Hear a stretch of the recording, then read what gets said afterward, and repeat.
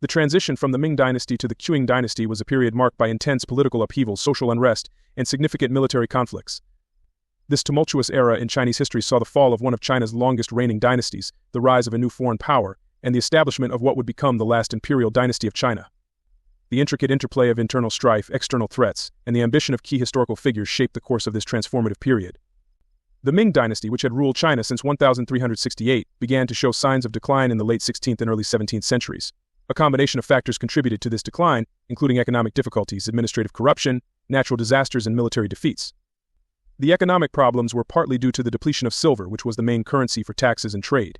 This shortage of silver caused inflation and reduced the government's ability to fund essential services and military campaigns. Administrative corruption further exacerbated the situation. Many officials were more interested in enriching themselves than in serving the public good, leading to widespread inefficiency and neglect of public affairs. As corruption became rampant, the government's ability to respond effectively to crises diminished, eroding public trust and confidence in the Ming administration. Natural disasters such as floods and droughts also played a significant role in the weakening of the Ming dynasty.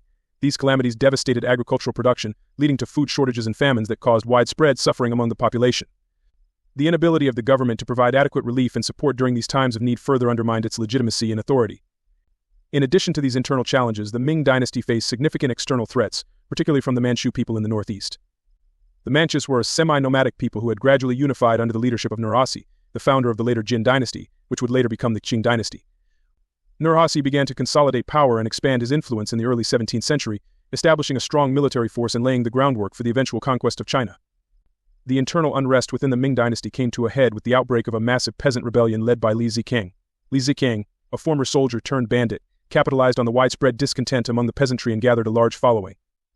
His rebellion gained momentum as he moved through the provinces, capturing cities and defeating government forces. In 1644, Li Ziqiang's forces captured Beijing, the capital of the Ming dynasty, leading to the collapse of the Ming government. The fall of Beijing marked a critical juncture in the transition from Ming to Qing. The last Ming emperor, Chongzhen, committed suicide, effectively ending the Ming dynasty's rule. However, the Ming loyalists continued to resist in the southern regions of China, creating a complex and prolonged struggle for control of the empire. With Beijing in chaos, the Ming general Wu Sengui played a pivotal role in the subsequent events. Facing Li Ziqiang's forces and unable to defend the city on his own, Wu Sengui made a controversial decision to seek assistance from the Manchus. He opened the gates of the Shanhai Pass to the Manchu army led by Prince Dorgan, allowing them to enter China and help defeat Li Ziqiang's rebel forces. The Manchus quickly took advantage of the situation. They defeated Li Ziqiang's army and established control over Beijing. Prince Dorgan, acting as regent for the young Shunji emperor, declared the establishment of the Qing dynasty. The Manchus set about consolidating their power, employing a combination of military might and strategic alliances to bring the various factions and regions under their control. The transition from Ming to Qing was not a swift or easy process. It involved years of warfare, negotiation, and political maneuvering. Ming loyalists, including members of the royal family and regional military leaders, continued to resist Qing rule in the southern provinces. These loyalists established several short-lived regimes, known collectively as the Southern Ming, in an effort to restore the Ming dynasty. However, their efforts were ultimately unsuccessful due to internal divisions, lack of resources, and the superior military capabilities of the Qing forces. The Qing dynasty, under the leadership of capable rulers such as the Shunzi emperor and his successors, the Kangxi and Yongzheng emperors, implemented policies aimed at stabilizing the country and consolidating their rule. They adopted many aspects of traditional Chinese governance and culture to gain acceptance among the Han Chinese majority.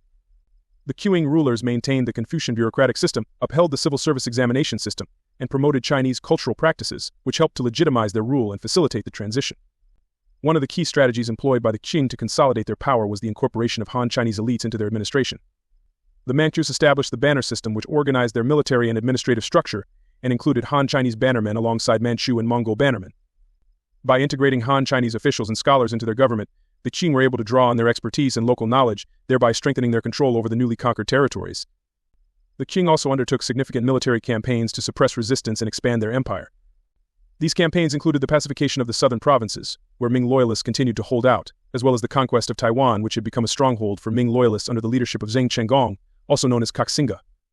The successful capture of Taiwan in 1683 marked a crucial step in the Qing consolidation of power. In addition to military efforts, the Qing implemented policies to promote economic recovery and development. They undertook major infrastructure projects such as repairing and expanding the Grand Canal and other irrigation systems to boost agricultural productivity and facilitate trade. These initiatives helped to stabilize the economy and alleviate some of the hardships experienced by the population during the transition period. The Qing rulers were also mindful of the need to maintain stability and prevent future rebellions. They implemented measures to address some of the underlying causes of the social unrest that had contributed to the fall of the Ming dynasty. For example, they worked to reduce corruption within the bureaucracy by instituting stricter oversight and punishment for corrupt officials.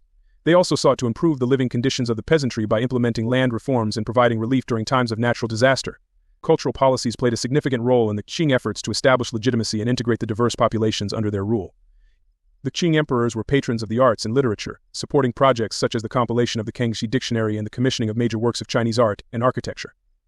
By promoting Chinese culture and traditions, the Qing rulers aimed to present themselves as rightful heirs to the imperial legacy and foster a sense of continuity and unity within the empire. The transition from the Ming to the Qing dynasty was also marked by significant demographic and social changes. The population of China continued to grow during this period, leading to increased pressure on land and resources. The Qing government encouraged migration to underpopulated areas and supported agricultural expansion to accommodate the growing population. These efforts contributed to the development of new frontier regions and the integration of diverse ethnic groups into the empire. The Qing dynasty's successful consolidation of power and the stabilization of the empire set the stage for a period of relative peace and prosperity known as the High Qing era.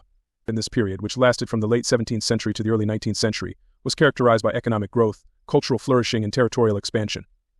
The Qing rulers presided over one of the most extensive empires in Chinese history, encompassing not only the core regions of China but also territories such as Tibet, Xinjiang, and Mongolia. In conclusion, the transition from the Ming dynasty to the Qing dynasty was a complex and multifaceted process that involved significant political, social, and military upheaval. The decline of the Ming dynasty was driven by a combination of economic difficulties, administrative corruption, natural disasters, and external threats.